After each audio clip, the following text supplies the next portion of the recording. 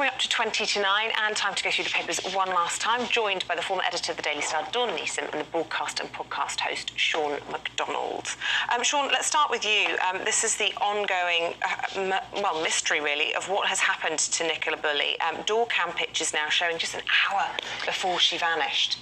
Yeah, we did talk about this one at the top of the show, but there has been a bit of a development as well as the investigation kind of goes on. There's an independent riverbed search team, surveying team, and I think they've got access to sonar equipment which is able to show every stick and stone on the riverbed, which would hopefully help shed some light if the unthinkable. The thing, Sean, about these doorbell pictures that we've got here is this looks like any mum going about her business at that time of the day, loading up the car, putting the dog in the back of the car, putting the kids in the car.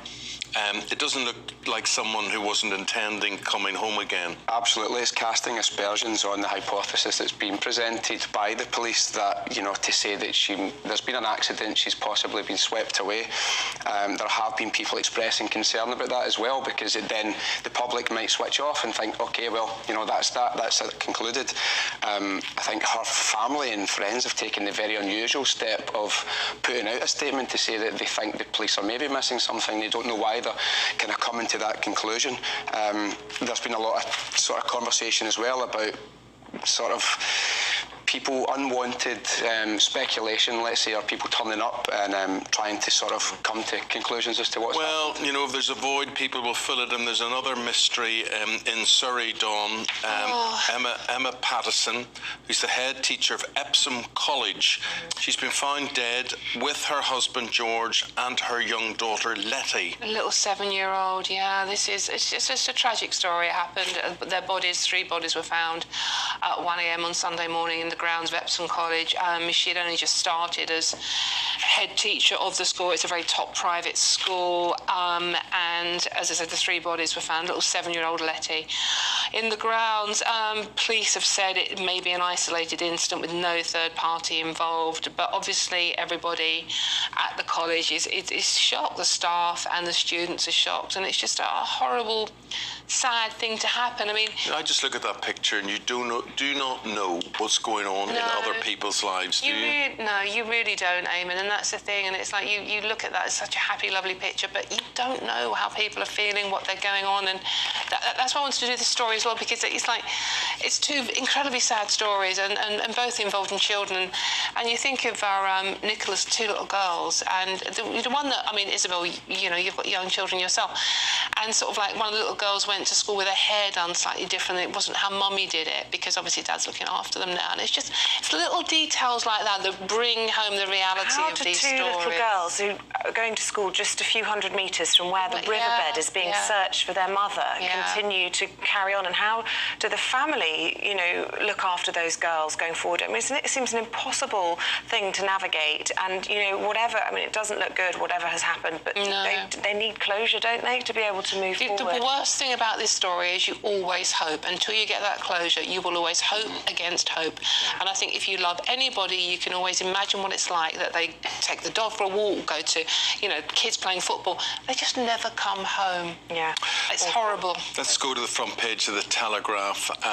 Truss to challenge the Prime Minister over China. She's saying we must stand up to Beijing. Yeah, Liz Truss issuing fresh challenge amidst much condemnation and criticism from different factions of the Conservative Party and the supporters. She's basically saying this, that the PM has to be strong enough to stand up to Beijing and to China, and it comes in the wake of the, I mean, what are we calling it, the spy balloon in China? China saying that it's been a weather balloon, and it's been sort of misinterpreted. So there are security concerns, and I think it would be naive to suggest that there wouldn't be some areas of concern between the Chinese and the West, but it seems Sunak supporters are basically saying this is an attempt to destabilise him, to undermine the Prime Minister's influence or authority. Well, it is. I mean, she's shaping up for a fight, isn't she? She wants to bring him down. What do you think about Liz Truss coming out from under a stone? What do you think, Dawn? I think she should stay under the stone, to be with you. Look, I mean, a lot of Tories are saying that her economic policy potentially it wasn't a bad thing. It was just the way it was executed. It was rushed through. None of the financial institutions were consulted about what was going on. That caused the panic. So I get that, but I mean, that was her doing. She was in charge. She was the one that rushed it through. She didn't have to do that. But now all this infighting, it's just like, can someone just get on with running the damn country? It is a gift to the opposition, as you were saying earlier. Sure, Labour don't have to say anything on this. They just sit back and go, thank you very much. That's it. They can watch them undo themselves. The Conservatives seem to have just been their own worst enemy, and I think that is now going to pay dividends for Labour at the next general election. I think we're going to see them absolutely decimated, and they really have nobody to blame but themselves. But Truss will still find a way. She blamed left-wing economic institutions or commentators. It was like, it was you that did it, numbskull. Like, you made the choices, you made these decisions. I know. You fall on your own sword. Well, she also criticised them for not warning her. But then, at the same time, it was their fault that, you know, she was critical of the institution's existence and everything, and then she wanted their advice. Well, which is it? Can you just start working together, stop the infighting, and sort out the mess we're all in? Yeah. Cleaning burns more calories than dancing. What if you clean and dance? I was about to say that. That's how all cleaning should be done, with the music on loud. There used to be an advert for a carpet cleaner called Shake and Vac. Do the shake and vac and put the thresh back. Maybe that's why cleaning is. Maybe that's why cleaning is good for calorie-wise, because people end up doing a bit of both. Well, absolutely. Look, I had actually Saturday morning off, and what did I do? I ended up cleaning my kitchen. But this is curiously enough, it's a survey by a cleaning company called Home Aglow, and they have discovered that 50 minutes of cleaning your kitchen in particular, because there's lots of ups and downs, burns more calories than an hour of ballroom dancing or a long bike ride. Cleaning a kitchen is 276 calories, and the hour-long bike ride is 292. Well, it's not very many, is it? It doesn't sound like many. But which would you rather? That's the question. You'd rather dance than clean the kitchen. I would rather dance, I'd rather dance on a bike than clean the kitchen. I mean, I did do my bit over the weekend, but I just think it's a bit of fun, and they're recommending, you know, you actually squat rather than just bending down while so you're using that's a good idea. So when you're getting, you know, so you're doing in your the back of the oven, you're doing your squats and your thrusting. Your thrusts. Excellent. Eamonn's looking at me in a very weird way there. No, I'm not. No, because see, I'm being taught as I rise now, I'm being taught to use my tailbone to stick my bottom out and rise, because apparently tennis players get all their power from their haunches, from their buttocks. And your gluteus maximus or whatever. That's the biggest muscle in the body. Yeah, that's right. Some people it's bigger than others. I know, quite, yes. Sean, Harry Kane, he's not short of a muscle or two, and now he's showing his true abilities with his goal scoring. Yeah, Harry Kane has just hit number 267 to overtake the legendary Jimmy Greaves, a record that a lot of people thought would probably never be surpassed. A fantastic achievement. I think it's now going to open up speculation as to whether he's hit the milestone that was waiting for him. Is he now going to move on? He wants to maybe win trophies. Is he going to play abroad? I think the irony that his goal came against Man City, doing their North London rivals Arsenal a massive favour. He's still got a long way to go to be the Premier League's top scorer. I think Alan Shearer and Wayne Rooney have acknowledged, they've said catch as if you can. So, you know, let's see if he... They've been very magnanimous, haven't they? Said, that's brilliant, well done, Harry, but, you know... they're not don't happy. break my record. Yeah, but when a player says that they're happy to see their record surpassed, I'm like, you liar. There's no way. You're a hyper-competitive individual in a very competitive sport. You're not happy. Stop lying.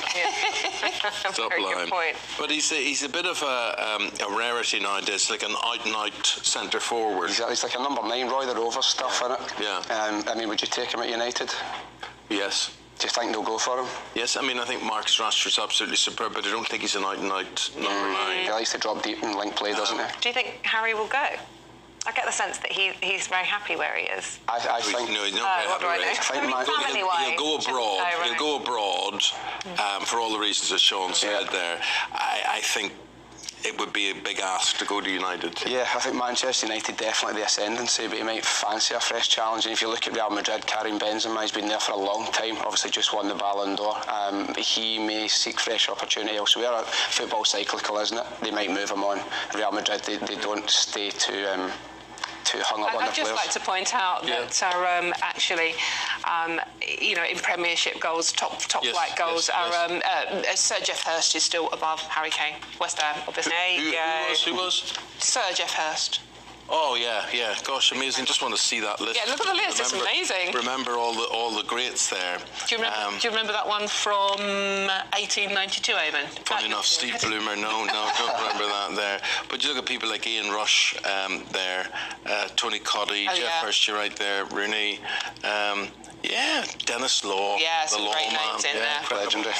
Lovely. Guys, appreciate that. Thank you. Been lovely having you both today. Come back again and see us soon. Thank you both, Sean and Dawn.